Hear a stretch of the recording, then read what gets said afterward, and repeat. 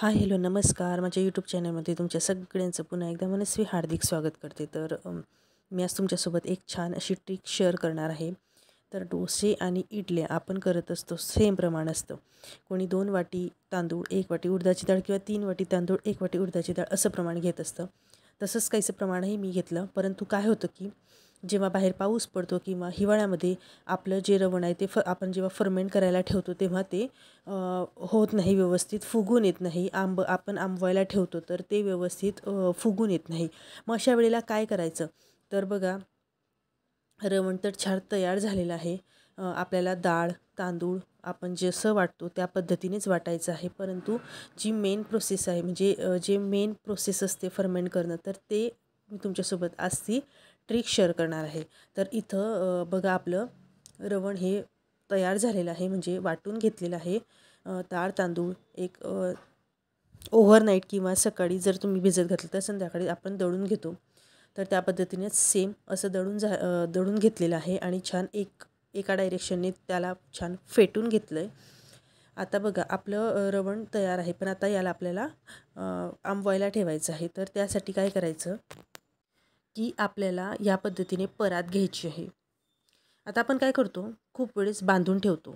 म्हणजे खाली असं जाड कापड घेतो, वरती जाड कापड ठेवतो आणि त्याला छान जाड कापडानेच बांधून ठेवतो. त्याने सुद्धा होतं, परंतु तुम्हाला सोपी ट्रिक सांगते. आपले जे कांदे असतात घरातले, त्या कांद्यांवरती हे या पद्धतीने ठेवायचं. म्हणजे बघा, जसं परात घ्यायची आणि त्यावरती जे आपण पातेल्यामध्ये काढलेलं आपलं जे रवण आहे ते ठेवायचं. मग काय होतं, ते इतकं छान फुगून येतं. तुम्ही खरंच ही ट्रिक वापरून बघा.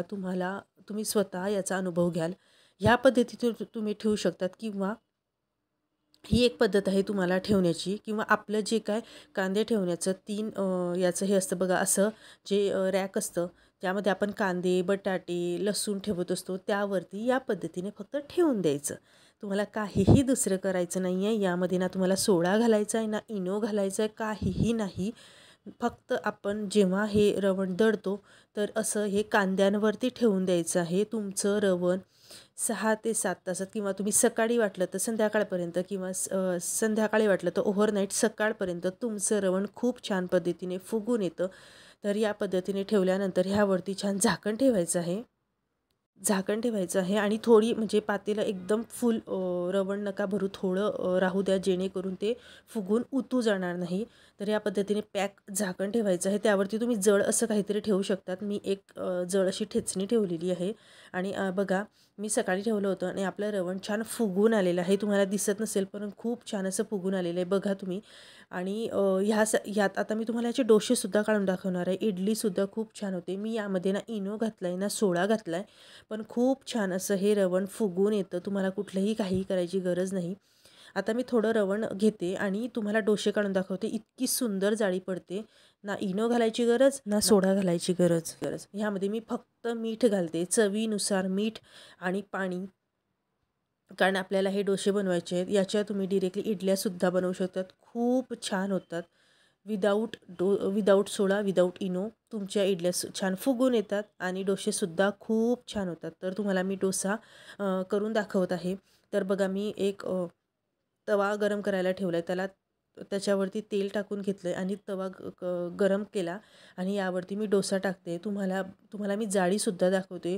डोशाला इतकी छान जाळी पडते. साईडचा कॅमेरा असल्यामुळे तुम्हाला एकदम स्पष्ट दिसणार नाही, पण तुम्हाला जवळूनसुद्धा मी दाखवते की किती छान जाळी पडते. तर हीच एक खूप महत्त्वाची ट्रिक होती जी मला तुमच्यासोबत शेअर करायची, की आपलं बॅटर वाटल्यानंतर कांद्यांवरती ठेवून द्यायचं. जाळी तुम्ही बघू शकतायत. आणि हे तुम्ही नक्की ट्राय करा आणि मला कमेंट करून नक्की सांगा की तुमचं रवण हे खूप छान फुगून येईल.